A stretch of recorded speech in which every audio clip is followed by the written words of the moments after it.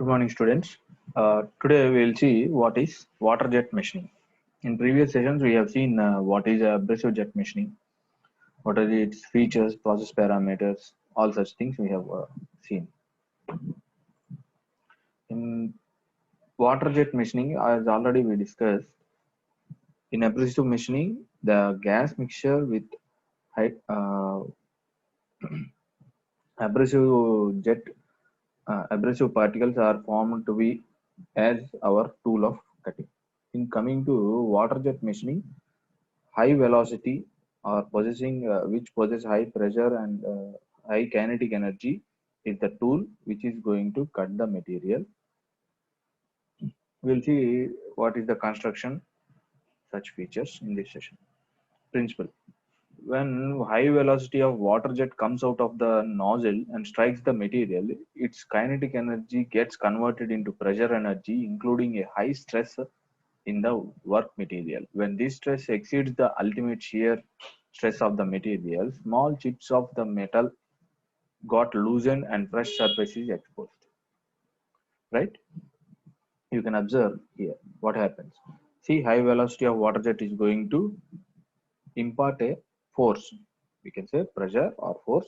Force is going to be applied over the workpiece material, where this causes a stress in the workpiece material, which when reaches the ultimate shear stress value, then the material forms into small chip and gets out of the workpiece. So this is what happens. See, the driving force is kinetic energy, removal force is pressure or force which we apply through the medium water jet, high velocity water jet. What kind of materials that can be machined by water jet machining? Cut paper boards, plastics, wood, fiberglass, leather. These are different kinds of materials which can be machined by water jet machining or regularly machined by water jet machining. See, construction. See, this is the flowchart kind of construction from reservoir to workpiece. The flow of water is going to be like this, as per arrow. See, reservoir. From the reservoir, we will be storing or uh, we will be placing our required quantity of water, and it is pumped. Pump, you know, it is going to uh, lift the liquid to required location with certain pressure, and this pressure is going to be intensified. It is going to increase. Okay, intensifier function is to increase the pressure, and here almost up to 650 megapascals pressure is can be attained by the type of intensifier we are using. And then accumulator is going to accumulate and preserve the pressurized, what pressurized, see, 650 pressure is required, for example. It is intensified in the intensifier, and it should be maintained that even it crosses the intensifier, right? For that function, accumulator is going to be placed here. So accumulator is going to store or maintain that uh, pressurized fluid or water here. Next, we will be having a control valve and flow regulator, so that we apply as per our requirement the water to the nozzle, where it becomes a water jet, and with that high velocity of water jet, it is going to apply pressure on the workpiece, and the material gets removed. Okay, this is the flow of water. See, you can see here again: reservoir, pump, intensifier, accumulator, then control valve and flow regulator through nozzle. Workpiece is going to be get removed. This is the water jet. So this is the construction and working of. See, in the water jet cutting, process starts with an intensifier pump. See, we have reservoir and pump, but those two are common. Okay, common. But water jet, that machining starts at machining related what we call related function has started from intensifier pump, which creates the ultra high pressure of 650 MPa required for cutting hard materials. The intensifier pump uses a hydraulic pressure over water system. So it is going to intensify, or it is going to increase the pressure of water which we are pumped into it with the help of hydraulic pressure system. Nothing but we'll be having some cross section decreasing pipe structures so that the pressure gets increases it gradually, that we can see in the next.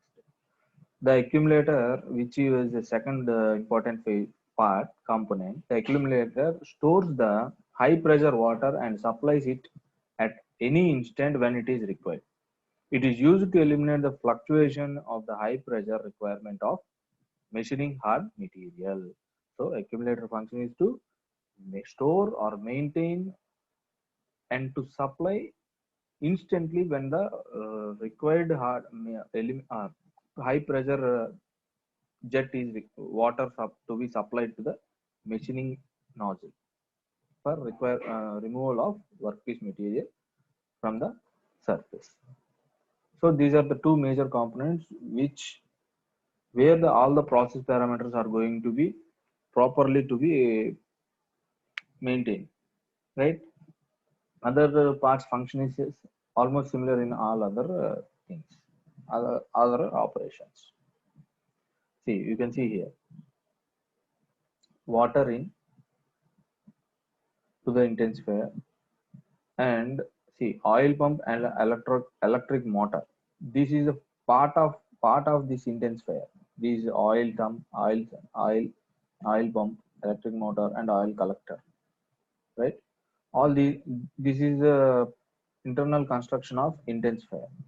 Okay, what happens whenever this water, see, first we'll see the water flow. See here, water is flowing to intensifier with this, okay, and here this water gets intensified and it is flown to accumulator, and through accumulator it is going to be through pipe structures, different pipe structures, it is going to be provided to the nozzle by maintaining the pressure with these flexible arms. Okay, this is also part of accumulator. And once this water nozzle receives the water, it is going to make it into a jet and it is going to provide it onto the workpiece, and we will be having a drain, so where this material is going to be drained to the recycling. Coming to the oil flow, how an intensifier is going to see, there will be oil pump, right? Hydraulic oil pump. It is going to be driven by the electric motor which supplies oil, and it is back collected.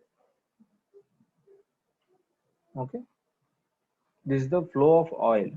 So this oil which is at a higher level of pressure is going to intensify the water to that pressure by hydraulic reaction there, hydraulic pressure system. See, this oil is pumped to the intensifier,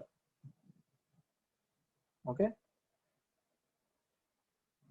and is collected back, and it is continuously passed over the intensifier. We'll be having some other construction here like pumps, pipes. So where this oil is going to, see, oil and water are not going to combine. They are going to catch the pressure. That's it. Okay.